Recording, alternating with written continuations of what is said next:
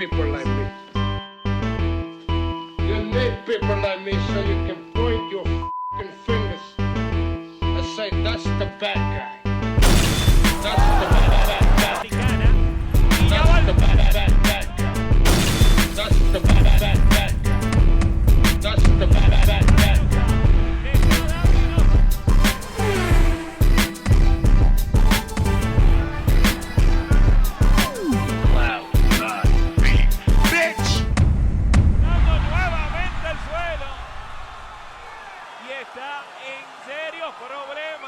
De la noche, Stephanie Piñeiro.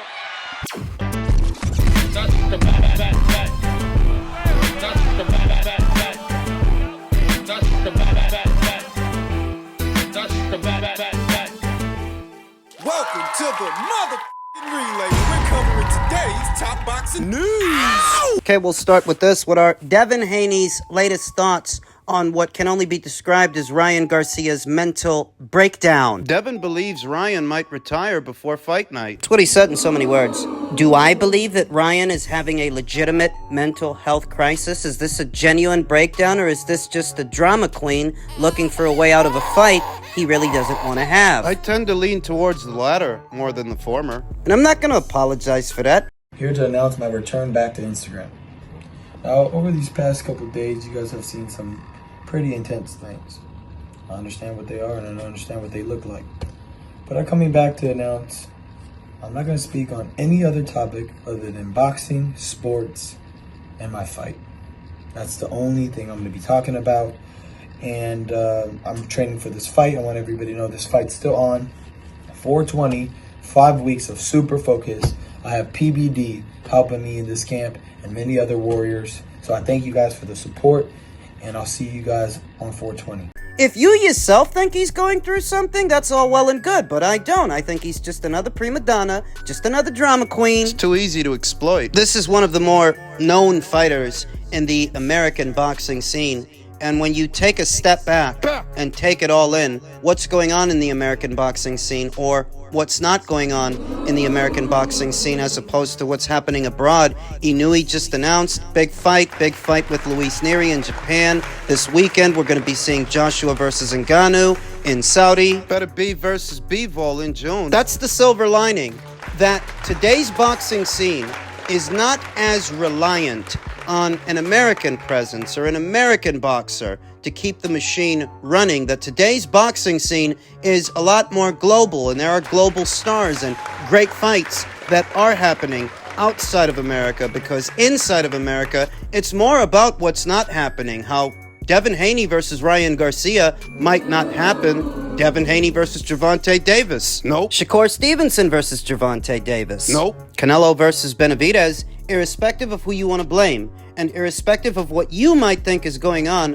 one way or another, it doesn't look to be happening, does it? Might be a while before we see Terrence Crawford again. Might be an even longer while before we see Errol Spence Jr., Deontay Wilder. His career looks to be all but over. He looks to be all but done. Andy Ruiz, too. Where's he? That when you take a step back to take it all in, take in the American boxing scene these days, it resembles more of a gossip column than a competitive sport, a combat sport. And the focus of each conversation is centered around what fights aren't happening, why, and who do you want to blame for it? In this instance, Ryan? I blame Ryan Garcia. Bohemian Grove, Bohemian Rhapsody. I blame Ryan. Lizard people on a 10th planet with an irregular orbit, Nibiru. I blame Ryan. I blame Ryan. I don't think it's a coincidence that Ryan has walked away from this fight before, at least in 2 previous instances, without the mental breakdown, without the mental health crisis. He's turned it down before after he beat Luke Campbell and became WBC interim champion. He didn't want to fight Devin for the full title. More recently, he said he wanted to fight Devin, then he shifted his focus over to Rolly. Because Floyd Mayweather told him to. How do we know that Floyd Mayweather didn't instruct him to have a Mariah Carey moment in full view of the public eye, so he has a reason not to fight Devin, so he can be deemed mentally unfit to fight, like Tyson Fury was ahead of what was supposed to be the Klitschko rematch? Do you remember that? I remember. I didn't believe Tyson Fury. I don't believe Ryan Garcia. What about him saying that he was touched when he was 2 years old? It could just be him pouring it on thick because he needs to. It's a signed contract, the location has been assigned, and the fight has been made. To get out of it, he needs a good excuse. You can't just bail because you don't feel like fighting. To get out of it, he needs a good excuse. So he comes up with a story about how the lizard people were playing hide the peanut butter in his butthole. Or maybe it's just as bad as it looks. Maybe it's just as bad as it appears, and Ryan Garcia is mentally unfit. Let's entertain that for argument's sake, and let's say that this is what passes for a somebody in the American boxing scene. A guy who really didn't beat anybody good to achieve notoriety in the sport. A guy who didn't win a belt or some belts. He didn't win a big fight. No, he's only popular because of his social media. And this is what passes for a star.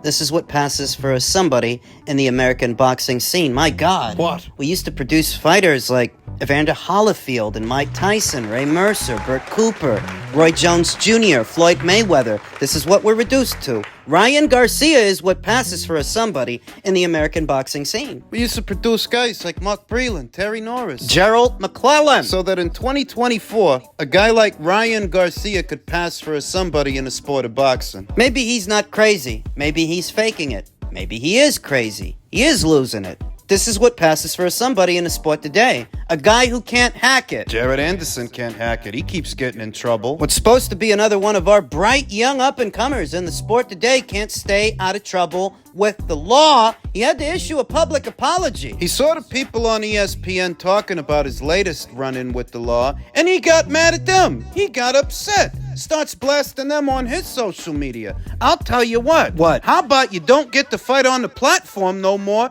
and they won't talk about you at all? Would that be better? Would that give you the time necessary to focus on your budding career as a predicate felon? Predicate fuck-up and Adrian Broner creeping out Alicia Baumgartner. Slack-jawed gawkers laugh at his latest set of stupid fucking comments. And this is the American boxing scene in a nutshell. Now, as it pertains to the upcoming Inoue versus Nery fight, which I just mentioned, there are still some American fight fans scratching their heads as to why Inoue isn't working harder to get their attention. Why isn't he fighting abroad? Why isn't he fighting in America? One Twitter user that goes by the name Jabtastic said, "The guy won't leave Japan. I wonder why." Same reason American fighters don't want to leave America, genius. Or is it only okay when Americans do it? You know a lot of Americans who watch the bantamweight division, the super bantamweight division, that you think he should be fighting here? Can you name 10 American bantamweights or 10 American super bantamweights that for some reason you've got it in your head Inoue is supposed to be catering to this market instead of that one? Don't waste your time. That's a rhetorical question. I know you can't. It's rhetorical. That fucking guy don't know what rhetorical means. I know he doesn't, and that's the point, isn't it? No matter how many times it's said, no matter how many times it's communicated to the slack-jawed gawkers in the American boxing scene, the lower weights are primarily comprised of Asian fighters and South American fighters or Central American fighters, not Americans. So why would the fighters there, why would the biggest name there focus on the American market when he's already making so much money in the Asian market, in front of his own fans, on his own home turf? Did you see Floyd Mayweather do a lot of traveling in his heyday? Or did he primarily fight out of America? Did he primarily fight out of America on his own home soil? Another rhetorical question. Because we all know that he did. We all know that he fought primarily out of Las Vegas once he became the cash cow. In Inoue's case, he's the cash cow at his weights. There's nobody else. There's nobody anywhere making as much money as he's making at those weights. So why would he be the one that has to travel? That doesn't make any sense. So another guy claimed that Inoue will never have the respect of the masses so long as he stays at the lower weights. Who the fuck needs your respect? Wilder had your respect, and look where that got him. Errol Spence Jr. had your respect, and look where that got him. In case you're not familiar with this cartoon character, this is a kid that goes by the name Artman Boxing, who regularly makes a buck counterfeiting merchandise using the intellectual property and images of prominent boxers in the sport. The boxers he claims to respect. You respect them so much you're using their images without their authorization? What the fuck is your respect good for? What the fuck have you ever done in your miserable little life that you think anybody should try so hard to get your respect. What? You're not good for nothing, and you're not good at anything. The fighters that you claim to respect, you're literally stealing their intellectual property to turn over a profit. So you'll forgive Inoue if he doesn't lose sleep at night that Raheem Newton doesn't respect him. Who the fuck respects Raheem Newton? Who's that? Exactly. It's those who contribute the least to the sport of boxing that have the most to say. It's those who contribute the least to the sport that dislike a fighter like Inoue. For example, those who hold the least sway, those whose opinions are valued the least. You don't matter. What is a byproduct of the digital era and the advent of social media, that every bozo with an opinion now has a platform to display it, even though they shouldn't. Shut the fuck up. Underneath it all, there's a very simple reason why Inoue fights out of Japan primarily as a super bantamweight. The underlying principle is, you do a fight where the fight generates the most money. Well, if you're a super bantamweight and that's where you fight, then the most money for you is in Japan. Because Americans don't watch the lower weights. They don't watch 115 or 118, 122. Could do those same fights here in America. They won't generate as much of a buzz. They won't generate as much money, where in Japan, Which is not a third world country, by the way. I'd go as far as saying that their infrastructure is better than ours. The Japanese have a bubbling boxing scene over there because they produce a lot of the boxers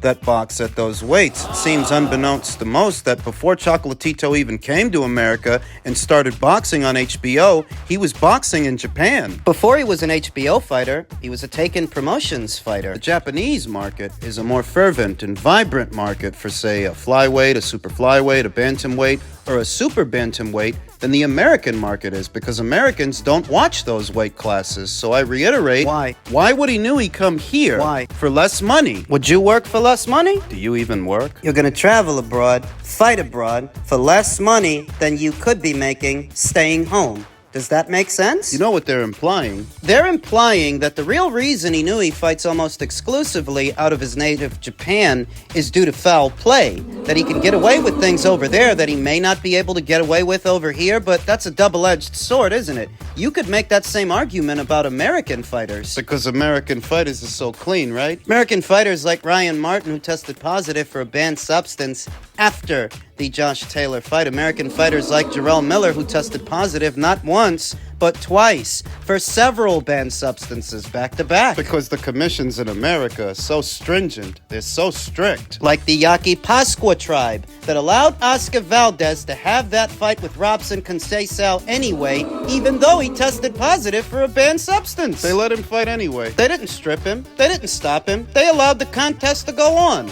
Right here in America. So spare me. Get off your soapbox, shortstop. What you really don't like is that you feel it slipping away. The focus in the sport of boxing, that there may have been a time when the American boxing scene was the center of the boxing universe, but it's not like that anymore. In truth, it hasn't been that way for years. You guys just haven't been paying attention. You don't like the way that feels. But nobody gives a fuck how you feel. And nobody gives a fuck about you. Do you think anybody's losing sleep at night worrying about how the fuck you feel? They're not. You're angry that foreign fighters don't have to bow to an American audience anymore. It's a good thing they don't. Don't worry about it. You've got the PBC schedule to look forward to.